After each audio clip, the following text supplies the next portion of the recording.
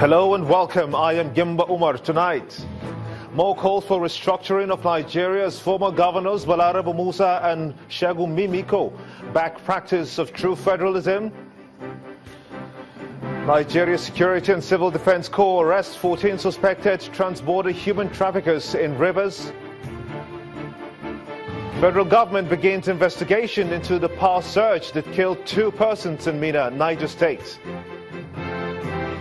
And the United Nations Security Council backs fresh sanctions against North Korea over its missile program.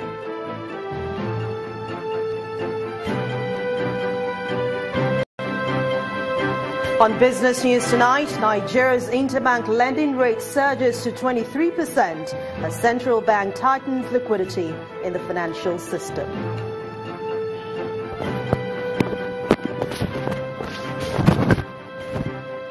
And on sports news tonight, Usain Bolt wins gold. Justin Gatling stunts Usain Bolt to win 100 meters gold at the IAAF World Championships in London.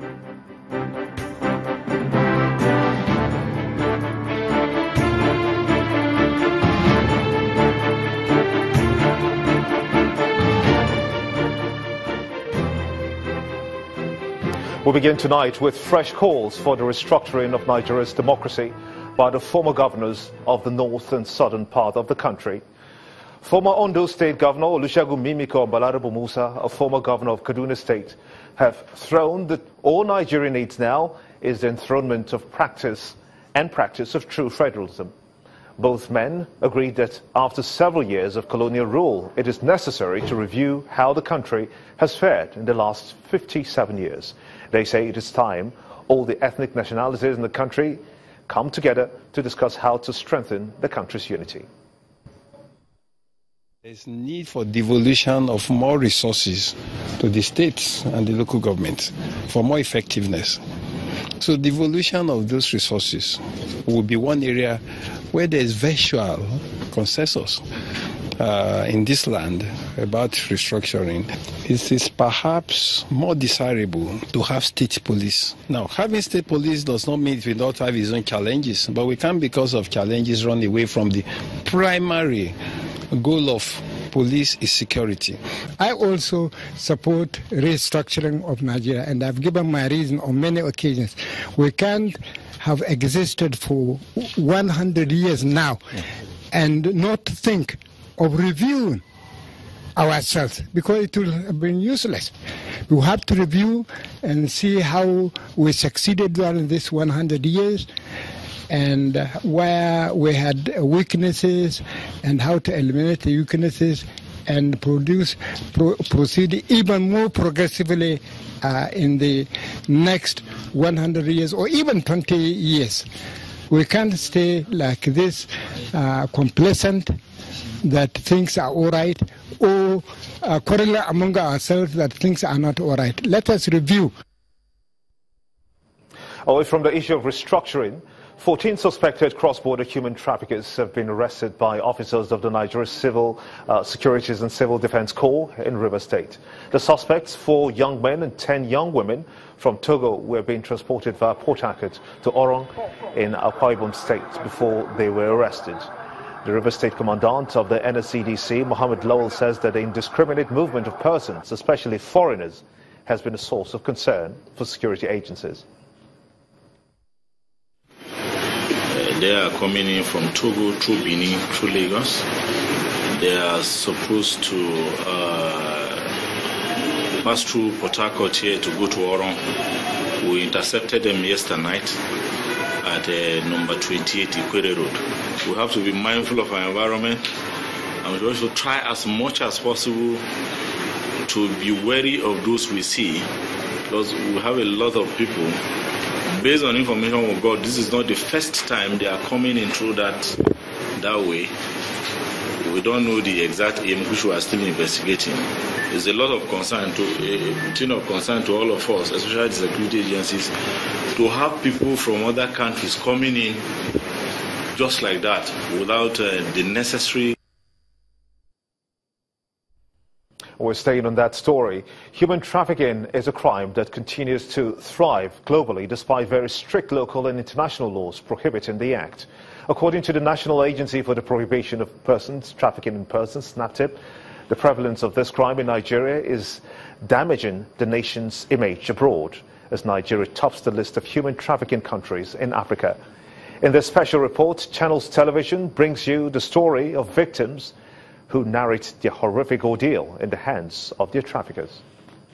The urge at this point for the ECOWAS. According to the National Agency for the Prohibition of Trafficking in Persons, NAPTIP, over 580 victims of human trafficking were rescued between the month of May 2012 and July 2013, bringing the total number of rescued victims in the last decade to 6,737. 21-year-old Cynthia is one of the few survivors of trafficking rescued by NAPTIP.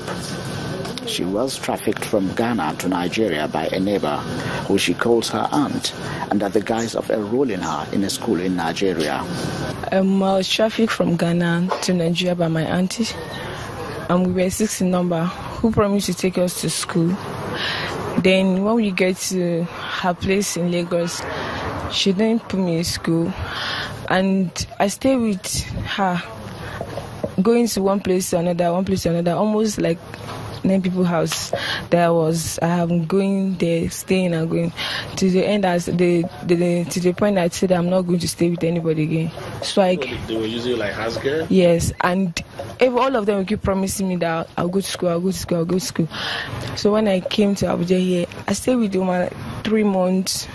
1 week, she said that I'm not going to be going to school. She's working. She don't have time to divide herself to take me to school. She usually leave the house around 6. They'll take me to the bank and I'll stay there around 6 that early morning. She work at GT Bank.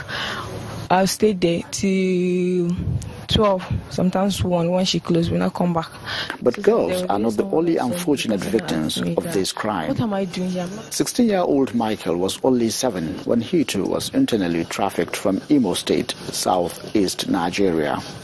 He was first taken to Lagos as a domestic slave, and within 4 years he was traded like a commodity, serving different masters, who he says often abused him, including sexually. As Michael is still a minor, Mrs. Sanusi, a psychologist working with the rehabilitation center where Michael is kept, narrates the victim's ordeal. He was taken from Imo State to Lagos. That's southwest Nigeria. From Lagos, the guardians, so to say, were transferred to Abuja. That's North Central now, the FCT. Here he was sexually violated, sexually abused by the man. The picture of the whole thing is very traumatic to him.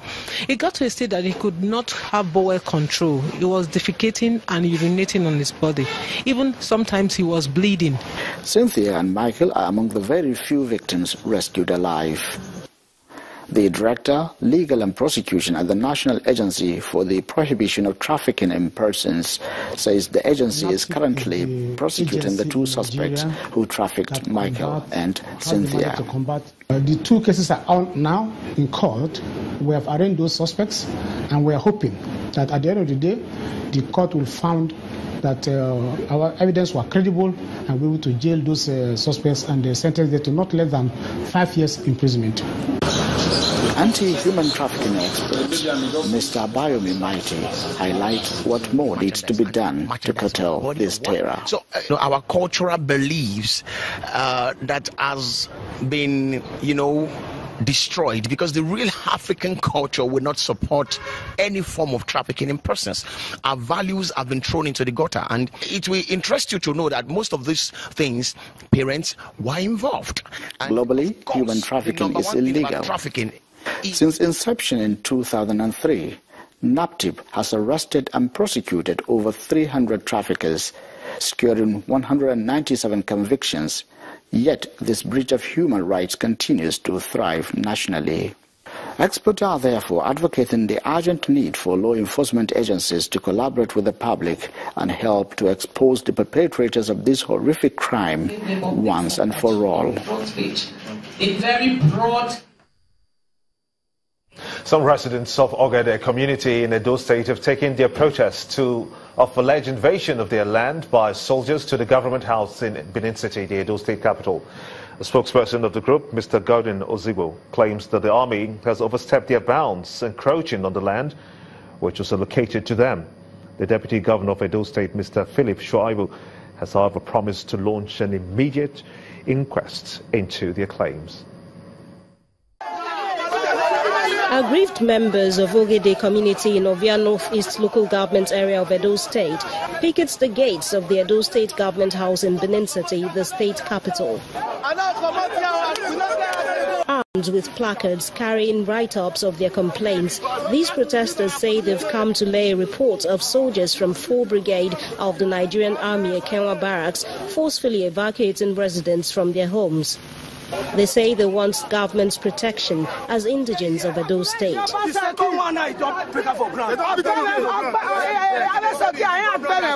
The Deputy Governor of Edo State, Philip Shaibu, calls for a better coordinated briefing on the allegations.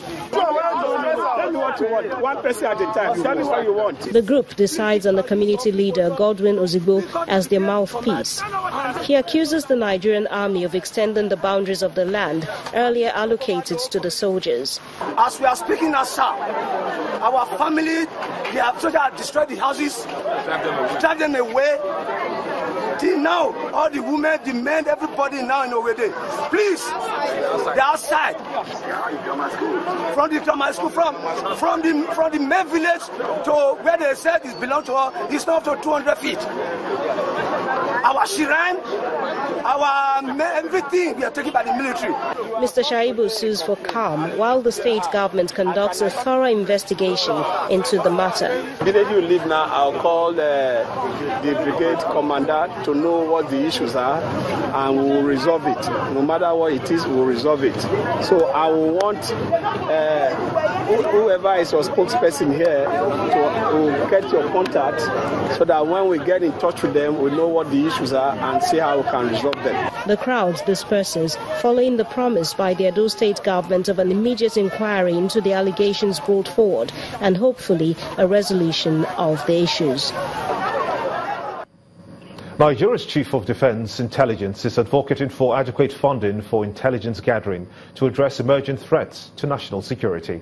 The Defense Intelligence Chief, who was represented by his deputy, Major General Adamu Jalingo, at the induction of new intelligence officers in Abuja, says that investment in the training and capacity building of officers is key to ensuring national security. The world, as we all know, is changing, and in like manner, the complexities of security challenges. The recruitment and training of these new staff is in line with the renewed drive of the agency to improve its capacity in intelligence gathering towards guaranteeing our nation's security. The 12 weeks you have spent in the college is your foundation and exploratory course into the profession you have chosen. Need I remind you that the undercurrents of present-day national and international threats have resulted in advancement in measures to effective management of intelligence, defense, and national security. Therefore, as intelligence practitioners, you must have the requisite skills, knowledge, and attributes to contribute towards the desired national security objectives. I want to also seize this opportunity to congratulate all graduating students and charge them to be good ambassadors of the college, even as they go into the field. Like I used to tell them, it is not over until it's over. In part two, after the break, government authorities to investigate cause of last week's electricity surge in Mina, Niger State. Stay with us.